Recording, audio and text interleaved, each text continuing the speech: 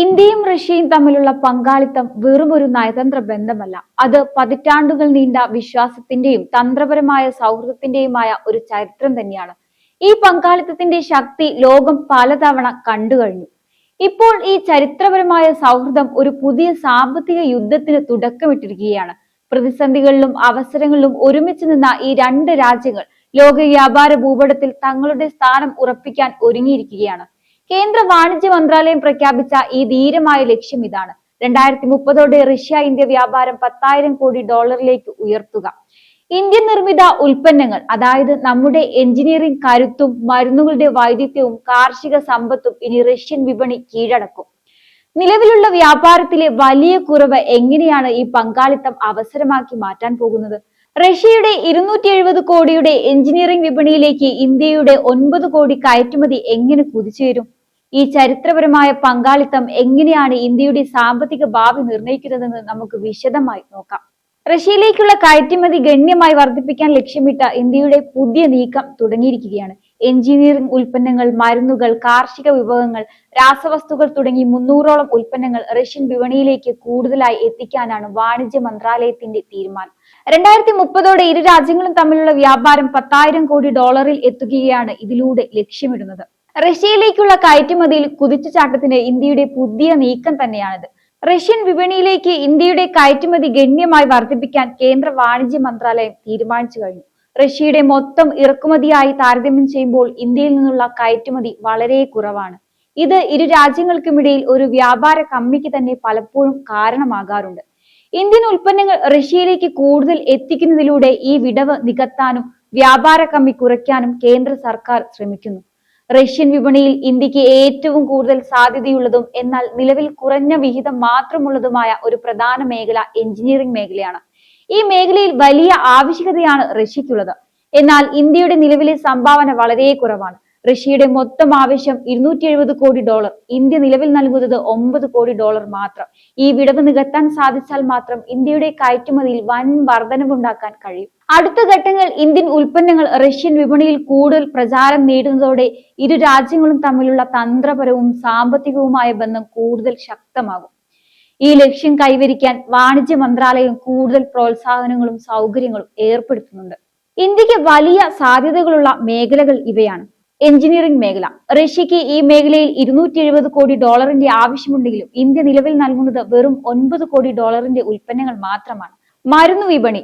970 കോടി ഡോളറിന്റെ മരുന്നുകളാണ് റഷ്യ ഇറക്കുമതി ചെയ്യുന്നത്. ഇതിൽ വെറും 54.6 കോടി ഡോളർ മാത്രമാണ് ഇന്ത്യയുടെ പങ്ക്. ഈ മരുന്നുകൾക്കും മരുന്ന് നിർമ്മാണത്തിനുള്ള അസംസ്കൃത വസ്തുക്കൾക്കും വലിയ സാധ്യതയുണ്ട്. കാർഷിക മേഖല. 390 കോടി ഡോളറിന്റെ സാധ്യതയുള്ള ഈ മേഖലയിൽ ഇന്ത്യ ഇപ്പോൾ കയറി അയക്കുന്നത് 45.2 കോടി ഡോളറിന്റെ ഉൽപ്പന്നങ്ങളാണ്. രാസവസ്തുക്കൾ. 206 കോടി ഡോളർ മൂല്യമുള്ള വിപണിയിൽ ഇന്ത്യയുടെ സാന്നിധ്യം 13.5 കോടി ഡോളറിൽ ഒരുങ്ങുന്നു. കഴിഞ്ഞ കുറച്ചു വർഷങ്ങളായി റഷ്യയിൽ നിന്നുള്ള ഇന്ത്യയുടെ ഇറക്കുമതി 10 ഇരട്ടിയിലധികമാണ് വർദ്ധിച്ചത്. 2020 594 കോടി ഡോളർ ആയിരുന്നത് 2024 6,424 ആയി. ഇന്ത്യയുടെ ആകെ എണ്ണ ഇറക്കുമതിയുടെ 21% ഇപ്പോൾ റഷ്യയിൽ നിന്നാണ്. വളം, ഭക്ഷ്യ, എണ്ണ എന്നിവയും റഷ്യയിൽ നിന്ന് വൻതോതിൽ ഇറക്കുമതി ചെയ്യുന്നുണ്ട്. വൻകിട വ്യവസായങ്ങൾക്ക് പുറമെ വസ്ത്രങ്ങൾ, മറ്റു ഉൽപ്പന്നങ്ങൾ, കരകൗശല വസ്തുക്കൾ, ഭക്ഷ്യ സംസ്കരണം എന്നീ മേഖലകളിലും ഇന്ത്യക്ക് വലിയ സാധ്യതയാണുള്ളത്. ചൈനയെ അമിതമായി ആശ്രയിക്കുന്നത് കുറയ്ക്കാൻ റഷ്യ ശ്രമിക്കുന്നത് ഇന്ത്യൻ കയറ്റുമതിക്കാർക്ക് വലിയ അവസരം തന്നെയാണ് തുറന്നു കാണിക്കുന്നത്. ലോക ചരിത്രത്തിൽ സ്വന്തം പാത വെട്ടിത്തെളിയിച്ച് സ്വാതന്ത്ര്യവും പരമാധികാരവുമായ നിലപാടുകളിലൂടെ മുന്നോട്ട് കുതിക്കുന്ന ഒരേ ഒരു ശക്തിയുണ്ടെങ്കിൽ അത് ഇന്ത്യയാണ്. ഇന്ന് ലോകം സാമ്പത്തിക പ്രതിസന്ധികളിലും രാഷ്ട്രീയ ചേരിപ്പോരുകളിലും പരസ്പരം പഴിചാരുമ്പോൾ ലോകത്തിലെ ഏറ്റവും വേഗത്തിൽ വളരുന്ന സമ്പദ് വ്യവസ്ഥകളിൽ ഒന്നായി ഇന്ത്യ തല ഉയർത്തി നിൽക്കുന്നു. നമ്മുടെ ഈ ശക്തമായ നിലപാട് തന്നെയാണ് ലോകശക്തികളെ അങ്ങോട്ടേക്ക് ആകർഷിക്കുന്നത്. കഴിഞ്ഞ ദിവസങ്ങളിൽ ന്യൂഡൽഹി സാക്ഷ്യം വഹിച്ചത് ലോകത്തിലെ ഏറ്റവും കരുത്തുറ്റ രാഷ്ട്രീയ കൂട്ടുകെട്ടുകളിൽ ഒന്നിന്റെ പുതിയ അധ്യായത്തിനാണ്. റഷ്യൻ പ്രസിഡന്റ് വ്ളാഡിമിർ പുടിന്റെ ദ്വിദിന സന്ദർശനം. ഈ സന്ദർശനത്തെ ഒരു സാധാരണ കൂടിക്കാഴ്ചയായി കാണാൻ കഴിയില്ല. എന്തുകൊണ്ടാണ്? ഒന്ന്, ലോകത്തിലെ ഏറ്റവും വലിയ ജനാധിപത്യ രാജ്യമായ ഇന്ത്യയും റഷ്യയും തമ്മിലുള്ള ബന്ധം പ്രതിരോധപരമായ കെട്ടുറപ്പിനപ്പുറം വളരുകയാണ്. 2, പുടിന്റെ ഈ വരവ് ഇന്ത്യയുടെ പ്രാധാന്യം റഷ്യക്ക് എത്ര വലുതാണെന്ന് അടിവരയിടുന്നു. പ്രധാനമന്ത്രി നരേന്ദ്രമോദിക്ക് പുടിൻ നൽകിയ പ്രാധാന്യവും മോദിയെ അടുത്ത സുഹൃത്ത് എന്ന് വിശേഷിപ്പിച്ചതും ഇന്ത്യയുടെ വളർച്ചയെ പുടിൻ പ്രശംസിച്ചതും നമ്മുടെ രാജ്യത്തിന്റെ അന്തസ്സ് ഉയർത്തുന്നുണ്ട്. പതിറ്റാണ്ടുകളായി വിശ്വാസത്തിന്റെ തണലിൽ നിൽക്കുന്ന ഈ തന്ത്രപരമായ കൂട്ടുകെട്ട് ഇപ്പോൾ അതിന്റെ അടുത്ത ലക്ഷ്യം പ്രഖ്യാപിച്ചു കഴിഞ്ഞു. അത് സാമ്പത്തികമാണ്. പ്രതിരോധം, ബഹിരാകാശം എന്നിവ കൂടാതെ വ്യാപാരം, നിക്ഷേപം, ജനങ്ങൾ തമ്മിലുള്ള സഹകരണം എന്നിവയിലായിരിക്കും അടുത്ത ശ്രദ്ധ. 2030 ഇരു രാജ്യങ്ങൾക്കുമിടയിലുള്ള വ്യാപാരം 100 ബില്യണിലേക്ക് ഉയർത്തും. ഇന്ത്യ റഷ്യ ബിസിനസ് ഫോറം സംഘടിപ്പിച്ചതും ഈ ലക്ഷ്യങ്ങൾ മുൻനിർത്തിയായിരുന്നു. പ്രതിരോധ മേഖലയിലെ പതിവ് പങ്കാളിത്തത്തിനപ്പുറം വാണിജ്യപരമായ ബന്ധം കൂടുതൽ ആഴത്തിലാക്കാനും വ്യാപാര അസന്തുലിതാവസ്ഥ പരിഹരിക്കാനും റഷ്യൻ സർക്കാർ തന്നെ മുൻകൈയെടുക്കുന്നത് ഇരു രാജ്യങ്ങളുടെയും സാമ്പത്തിക ഭാവിയെ സംബന്ധിച്ചിടത്തോളം നിർണായകമായ ചുവടുവെപ്പ് തന്നെയാണ്. മോദിയും പുടിനും തമ്മിലുള്ള വ്യക്തിപരമായ സൗഹൃദവും ഇന്ത്യയുടെ വളർച്ചയിലുള്ള ലോകത്തിന്റെ വിശ്വാസവും ഈ ബന്ധത്തെ പുതിയ തലത്തിലേക്ക് ഉയർത്തിയിരിക്കുകയാണ്. പ്രതിരോധ മേഖലയിലെ തന്ത്രപരമായ കൂട്ടുകെട്ടിന് ഒരു വലിയ സാമ്പത്തിക അടിത്തറ നൽകാൻ ഈ സന്ദർശനത്തിലൂടെ സാധിച്ചു.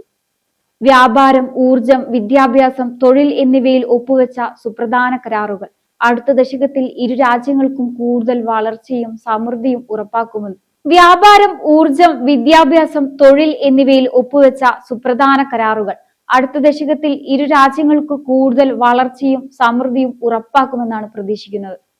പുതിയ ലോകക്രമത്തിൽ ഇന്ത്യയും റഷ്യയും ഒരുമിച്ച് മുന്നോട്ടു പോകുമ്പോൾ ലോകരാഷ്ട്രീയം ഈ കൂട്ടുകെട്ടിന്റെ സാമ്പത്തിക വിജയത്തിനായി കാത്തിരിക്കുകയാണ്. ഇന്ത്യയും റഷ്യയും തമ്മിലുള്ള ബന്ധം വെറുമൊരു ക്രയവിക്രയത്തിനപ്പുറം ആഗോള രാഷ്ട്രീയത്തിലെ മാറ്റിമറിക്കാനാവാത്ത ഒരു തന്ത്രപരമായ അച്ചുതണ്ടായി മാറിക്കഴിഞ്ഞു. പ്രതിരോധ മേഖലയിലെ സഹകരണത്തിൽ നിന്ന് സാമ്പത്തിക കുതിച്ചുചാട്ടത്തിലേക്കുള്ള ഈ മാറ്റം നവഭാരതത്തിന്റെ ആത്മവിശ്വാസമാണ് പ്രകടമാകുന്നത്. 2030 $10,000 കോടി വ്യാപാര ലക്ഷ്യം കൈവരിക്കുന്നതിലൂടെ ഇന്ത്യ വെറുമൊരു ഉപഭോക്തൃ രാജ്യമല്ല, മറിച്ച് ലോകത്തിന് ഉൽപ്പന്നങ്ങൾ നൽകുന്ന ഒരു നിർമ്മാണ കേന്ദ്രമാണ്.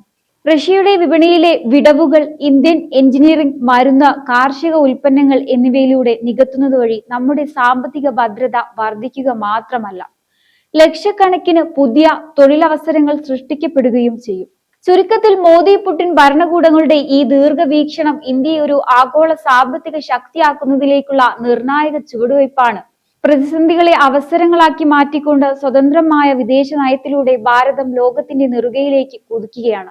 ഈ സൗഹൃദം വരും തലമുറകൾക്ക് വലിയൊരു സാമ്പത്തിക അടിത്തറയായി മാറ്റുമെന്നതിൽ സംശയമില്ല. എന്തായാലും ഈ ഒരു വിഷയത്തെക്കുറിച്ചുള്ള നിങ്ങളുടെ അഭിപ്രായങ്ങൾ കമന്റ് ബോക്സിൽ രേഖപ്പെടുത്തുക. മറ്റൊരു വിഷയമായി വീണ്ടും കാണാം. നന്ദി.